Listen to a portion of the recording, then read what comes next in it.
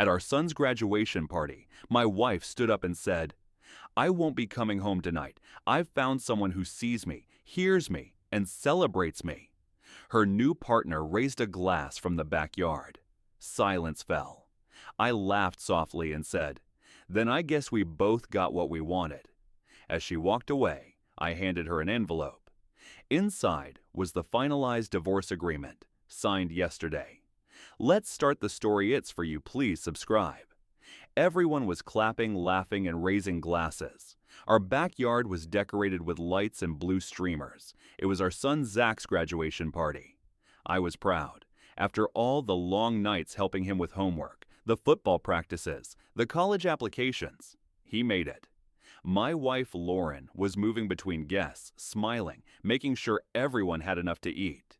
We'd been married 18 years. She was 41, a pediatric nurse, calm, patient, always the one who kept the family together. At least, that's what I believed. Then it happened. She picked up her glass, gently tapped it with a fork. The sound was light, almost polite, but something in her eyes froze me. "I want to say something," she began. Everyone went quiet. I looked at her, smiling, expecting a sweet speech about Zach, but her next words cut me open. "I won't be coming home tonight," she said, her voice steady. "I've found someone who sees me, hears me, and celebrates me." My mouth dried. There was a silence so thick you could feel it in your chest. Guests glanced at each other, confused. Some thought it was a joke. I wished it was. Then, from the far end of the yard, near the fire pit, a man I barely knew raised his glass toward her. He looked maybe mid-40s, tall, confident. His eyes didn't move from her face. He didn't care who saw. Everything inside me went still. My heart wasn't beating. It was cracking. She wasn't just cheating. She was leaving, publicly, on our son's big day. I heard whispers around me. Someone gasped. Another muttered, "Oh my God." I looked at Zach. His smile had vanished. He looked at his mom like he didn't recognize her, then at me, silently asking if I knew. I shook my head. Lauren gave me one last look, like she expected me to explode or cry or beg. I didn't. I laughed, not loud, just enough for her to hear, and I said, "Then I guess we both got what we wanted." Her smile faltered just a little. Before she could leave, I reached into my jacket and handed her an envelope. She frowned, opened it in front of everyone. Her fingers trembled slightly as she pulled out the papers. "The divorce agreement," I said softly. "Finalized yesterday." Signed. More silence. Then a few quiet gasps. She stood frozen, paper in hand. And that was just the beginning. Like, share, comment, and subscribe for more gripping stories. You don't want to miss what happens next. She didn't say a word, just stood there, holding those papers like they'd suddenly burned her fingers. Her smile, which moments ago had been so smug, started slipping away. The man by the fire pit, the one she had just called her new beginning, stepped forward slowly, probably expecting her to follow. But she didn't move. She was staring at the signature at the bottom of the divorce document. My signature. She wasn't expecting this. That much was clear. Maybe she thought she was shocking me, breaking me. Maybe she believed I'd fall apart in front of everyone. But I'd known. For months. I first noticed the late shifts that didn't match the hospital schedule, the quick swipes on her phone screen when I walked into the room, the sudden new perfume, the gym membership, the silence when I asked where she'd been. At first, I thought it was stress, maybe burnout. I even asked her if everything was okay. She smiled, kissed my cheek, and said she was just tired. But tired people don't start hiding their phones, so I waited. I didn't confront, I didn't accuse, I observed, I hired someone.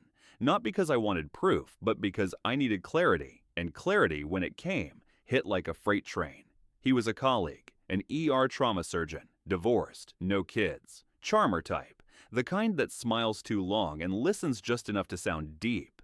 They were meeting in hotel rooms, parking lots, even his apartment. Lauren wasn't just cheating, she was building a second life. And still, I didn't say a word. Instead, I spoke to a lawyer, quietly, methodically. I moved some assets, opened a private account, transferred my shares in the software company I co-founded to a trust under Zach's name. I made sure that when she left, she'd walk away with nothing I hadn't already chosen to give. Because she wanted freedom, I was going to give it to her. Tonight was her grand exit, her stage. She wanted applause for her bravery, for choosing herself. But now, as she stood there, realizing I wasn't going to cry or beg, but that she'd walked straight into my plan, her courage began to look more like confusion. The new guy placed a hand gently on her lower back. "Lauren," he whispered. She stepped back, just slightly, her hand still holding the envelope, and then, as the silence stretched too long, people began whispering again. They weren't whispering about her strength anymore. They were whispering about her shame. I turned to Zach, placed a hand on his shoulder. "I'm sorry, son," I said quietly. He didn't answer. His jaw was tight, his eyes wide and lost. "She could have waited until tomorrow," he muttered. "Why tonight?" I didn't answer. Because I had a better question. Why did she think I didn't see her coming? The next morning, I was up early, earlier than usual, not because I couldn't sleep, but because I had waited months for this part. The silence in the house felt strange without her, but not empty, just quieter, cleaner, like something toxic had finally left the air. By noon, the papers had already been filed at the courthouse. I sent Lauren a simple text. "Your copy is with your attorney. Good luck." She didn't reply, but that wasn't the end, not even close. See, Lauren didn't just betray me as a wife, she betrayed me as a partner. 2 years ago, when I launched my second tech firm, she'd been by my side, not helping, just there, smiling at the investor dinners, giving suggestions when she felt like playing businesswoman. I let her feel involved. I even added her name to a few official documents, just to make her feel connected. Big mistake. Because 6 months before she started her affair, she began talking about expanding the company into health tech. She wanted us to collaborate with the hospital where she worked, create some kind of software for trauma management. At the time, I'd shrugged it off.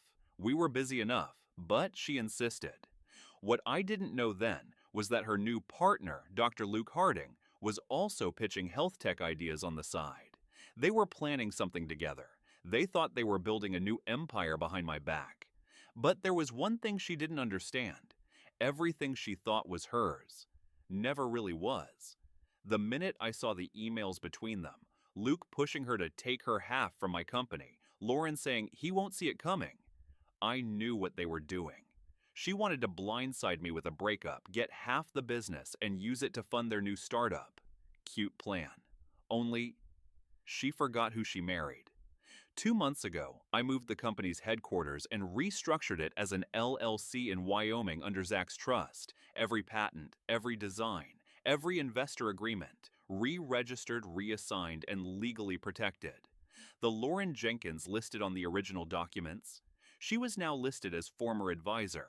No stake, no rights, and Luke. I had already reached out to the hospital board anonymously, sent them screenshots of their private messages laced with enough HIPAA violations to start a storm. I didn't need to scream or fight. I just waited for the world to catch up. The storm hit 3 days after the graduation party. Lauren lost her position at the hospital. Ethical misconduct, they called it. Luke was put on suspension pending investigation. His funding? Frozen. Their little dream startup? Dead before it started. Lauren called me that night, 3 times. I didn't answer. Then she sent a message. "You destroyed everything." I stared at it, thought about replying. But I didn't. Because she wasn't wrong. I just beat her to it. 2 weeks passed. Lauren didn't try calling again, but her lawyer did. Apparently, she'd misunderstood the ownership structure of the company and wanted to contest the divorce agreement. Cute. The same agreement she barely skimmed before walking away, convinced she'd won. Her attorney requested a meeting. I agreed, on one condition. It had to be in person. She walked into my office wearing the same confidence she wore the night of the graduation party. But this time, it cracked a little when she saw the room. The new space was sharp, modern, sleek, polished. Everything she used to dream of when we started out. Only now, It was mine alone. I want to be clear, she said, folding her arms. You took advantage of me when I was vulnerable. I was part of that business. I deserve my share. I leaned forward calmly. You were never part of the business. You were part of me. That's what you threw away. Her lawyer started to speak, but I interrupted. You should know something, I said, sliding a folder across the table. This contains a full breakdown of your emails with Dr. Harding, the consulting payments you funneled to his account, and the NDA breach you committed by sharing proprietary material. Lauren's face went pale. She glanced at her lawyer, who instantly looked like he wanted to be anywhere else. If you push this that folder goes public, and not just to the hospital board. I've already contacted 2 news outlets. Tech scandals sell fast, especially when there's romance involved. She didn't say a word, just stared at me, blinking. You said you wanted to be seen, Lauren, I added softly. Well, now everyone will. I stood up and walked out, leaving her and her lawyer in stunned silence. But it wasn't just about legal payback. I had one more card to play, and it had nothing to do with money. I invited Zach over for dinner that night, just the 2 of us. I didn't want him to hear anything from anyone else. When we sat down, I poured him a drink and said, There's something I need to tell you about your mom. He tensed up. What happened? I told him everything. Not the revenge, just the truth. That she'd left, that she'd betrayed me, that her actions had consequences.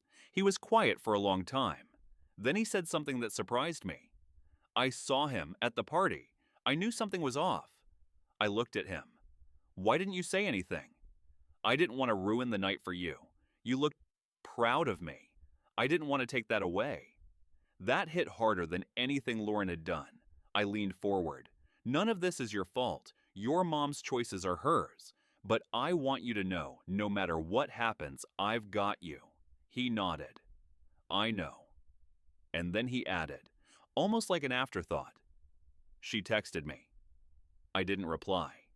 Days turned into weeks, and life settled into a strange calm. Zach and I grew closer, more honest than ever before. I promised him I'd protect him, no matter what. But deep inside, I knew this wasn't over. One rainy evening, as I was locking up the office, my phone buzzed with a message from an unknown number. You think you won? Think again. My heart skipped. I stared at the screen. It was from Lauren. But this time, it wasn't threats or anger. It was a photo. Zach, smiling, holding hands with a woman I didn't recognize. I called Zach immediately. His voice was shaky. Dad, I didn't want to keep this from you. Mom's new partner, he's more than just someone at the party. He's been in Zach's life for months. My mind raced. Betrayal from every side. I'd fought Lauren and her lies. But this, it wasn't just about me anymore. Why didn't you tell me? I asked quietly. Because I was scared. Scared you'd hate me or leave me too. I swallowed hard, realizing the biggest battle wasn't against Lauren. It was to hold my family together, despite the broken pieces. That night, I sent Lauren a final message. If you want to hurt me, you're wasting your time. But if you want to hurt Zach, you'll have to go through me. She never replied. The next morning, I opened the envelope she'd left on the table at the party, the one with the signed divorce papers. I smiled bitterly. Justice wasn't just in signatures or lawsuits. It was in knowing I'd risen, even when everything tried to break me. Sometimes revenge isn't about revenge. It's about survival. If you liked this story, please like, share, and subscribe for more gripping tales of betrayal, secrets, and payback. Comment below. What would you do if you were in my shoes?